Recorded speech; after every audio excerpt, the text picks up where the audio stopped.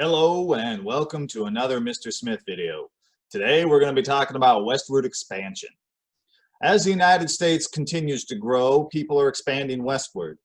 And you guessed it, folks, this is where we get to the Oregon Trail. Now remember, you guys learned all about the Oregon Trail last year in Washington State history, okay? But for a quick refresher, okay, the Oregon Trail was this migration route to the western United States, okay? It was dangerous. You have died of dysentery. Oh, yes. Yes, you could very well have died of dysentery along the way. Okay, so it was a very dangerous trail, but it was also the fastest way west for a majority of people.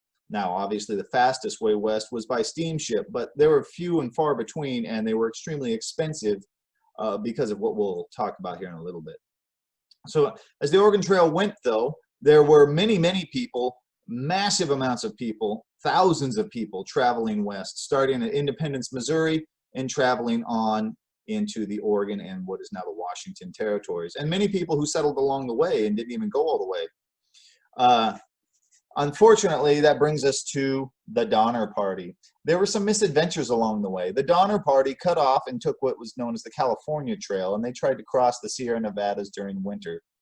Around the Carson City area, they had a choice. They could push up into the mountains as snows were about to come and hope they could cross, or they could winter there in the nice place they were at. They decided to try to push on through. The problem was the guide they had no idea where he was going. This was something he'd heard about from a friend, brother's cousin or something, and well, they wound up eating each other. Other westward expansion during this time includes the acquisition of Texas. So what's happened is that Texas belongs to Mexico, okay? The word Texas actually comes from the English messing up the Spanish, which messed up the Native American name for the land. Yeah, that's special, huh? So this was actually the only time in history where Mexico had a problem with Americans jumping the border and settling in Texas. Originally, they said, hey, yeah, come settle Texas from anywhere. And, you know, as long as you become a citizen, you learn our language, you follow our laws, we'll give you all the land you want in Texas, all the land you can have. And it worked out really well for a while until they started getting too many people. So then they closed it down, but American settlers still came and took over the area. So Mexico had an immigration problem with Americans illegally jumping the border fences. A little bit ironic.